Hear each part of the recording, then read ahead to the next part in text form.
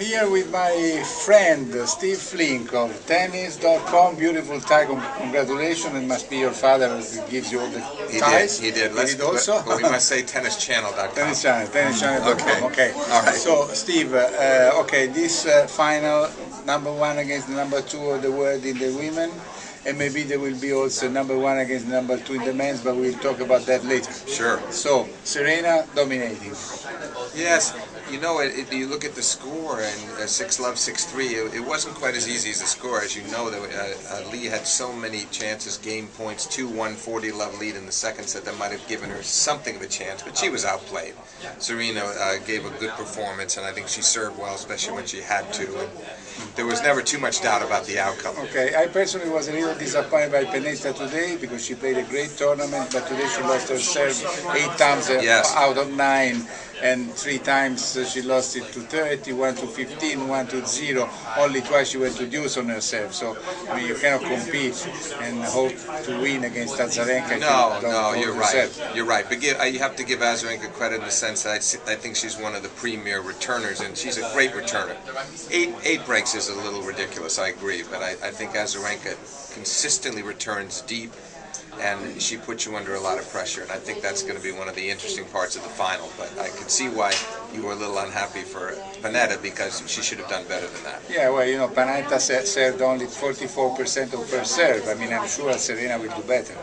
Absolutely, and of course Serena's has the best first serve in the women's game by far, and so it's much harder for Victoria to deal with that, but I'm looking forward to seeing the match. Let's talk now about the men's singles. I mean, we were a little surprised, I was a little surprised that now it's coming back the one-hand backhand, because we have two semi-finalists that are Gasquet and Wawrinka. And then look at the quarterfinals. There was one-handed backhand in every one of those matches, because you had Tommy Robredo and Eugenie as well. Correct. In the last 16 there were 8 players with one-hand backhand. So that's a new thing, because also in Wimbledon it happened more or less the same thing. Yes. No, it's good to see it, because it gives some life. You don't want to see nothing but two-handed backhand players. We need some variety and diversity in the game, and yes, that'll be fun tomorrow, because in each match it's a one-handed backhand player against a two-hander. Wawrinka, the one-hander, against Djokovic with 2, and Nadal with his two-hander playing against Gasquet with that beautiful one-handed backhand. Which of the 2 semifinals do you think is going to be more balanced? I mean, my guess going in is that the Wawrinka-Djokovic match, I don't know how you feel, I feel that has the makings. It was 12-10 in the 5th in Australia. I know fantastic match, the best match of the Australian Open for sure. Yes, definitely. And so you look at how well he played there, how well he's played here against Wawrinka, Berdych, and then of course that whitewash of Andy Murray, straight set win, never faced a break point for Wawrinka in that match. So he's on a great roll. He's playing the best tennis of his career. It's going to be, I think he can push Djokovic. I don't think he'll beat him, but I think that has the makings of a 4 or 5 set match. And it must be a great for Wawrinka to be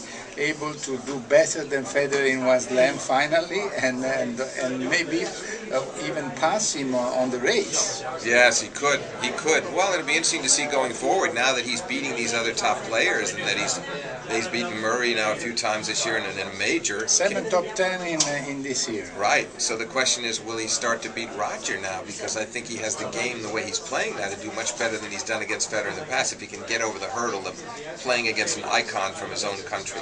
Well, thanks a lot to Steve Flink. I hope we'll have another chance to show another tie of yours, because you have a great collection. See you next time. Ciao, Steve.